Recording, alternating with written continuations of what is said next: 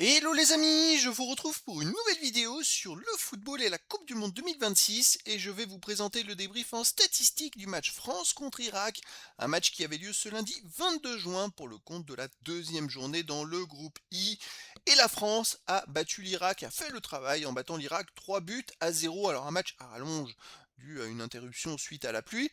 Mais voilà, une victoire des Français importante puisque grâce à cette victoire, les Français sont déjà qualifiés pour les 16e de finale, pour finir soit premier, soit deuxième, et sont très bien partis pour justement pouvoir, je dirais, se reposer un petit peu au troisième match pour garder des forces, puisque maintenant dans cette compétition, il y a un tour de plus, un 16e de finale, donc autant se préserver au maximum, comme vont pouvoir le faire d'autres équipes comme les États-Unis ou le Mexique.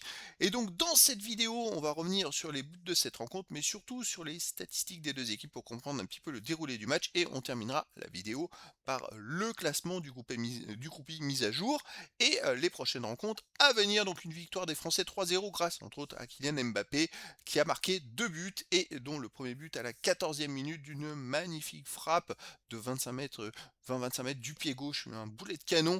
Et c'est vrai que la tendance était donnée, l'Irak a eu du mal dans toute la première mi-temps. Et c'est vrai que voilà, la France était largement au-dessus. En deuxième mi-temps, dès la reprise, Mbappé a marqué un deuxième but à la 54e minute, ce qui lui permet de rejoindre Klose avec, avec 16 buts marqués dans les Coupes du Monde. Donc il revient à 2 buts de Lionel Messi. Il y a un superbe duel vraiment entre ces équipes, c'est le top du top. Puis juste derrière, Dembélé a marqué un troisième but à la 66e minute et la France a déroulé en fin de rencontre. Donc voilà, un match plein de la part des Français, on n'en attendait pas moins. Alors au niveau des statistiques, il y a eu 55,6% de possession de balle à 44,4% pour la France, 603 passes tentées à 481, 540 passes réussies à 413, 89,5% de passes réussies à 85,8%.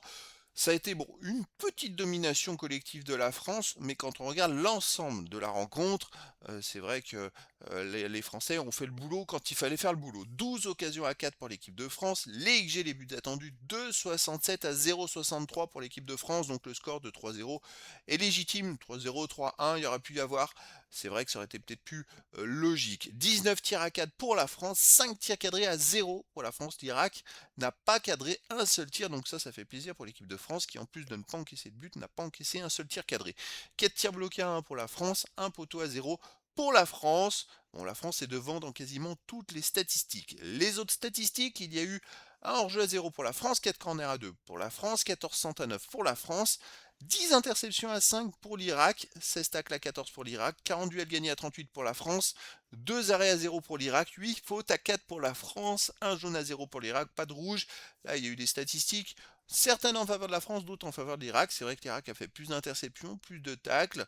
Bon, c'est pas dramatique, la France a eu plus la balle et c'est vrai que les Français menant 3-0 après ont laissé un petit peu dérouler le match pour pas non plus se vider complètement, vider les forces en présence. Alors le classement dans ce groupe les amis, on a donc la France et la Norvège qui ont gagné les 2 premières rencontres. Bon, c'était un peu ce qui était prévu.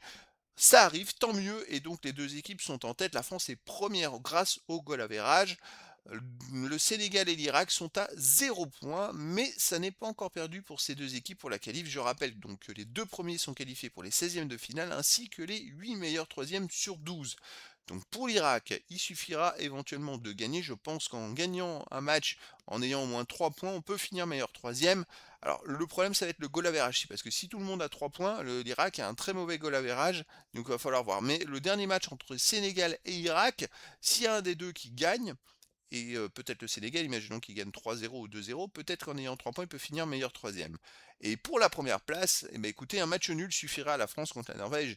Une défaite, c'est la Norvège qui serait premier. Un match nul, une victoire, c'est la France qui est premier. Donc voilà, c'est plutôt intéressant pour la suite.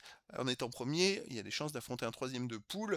Alors qu'en étant deuxième, c'est un deuxième de poule. Bon, c'est peut-être pas la même chose. Donc voilà, c'était le débrief en statistique du match France contre Irak.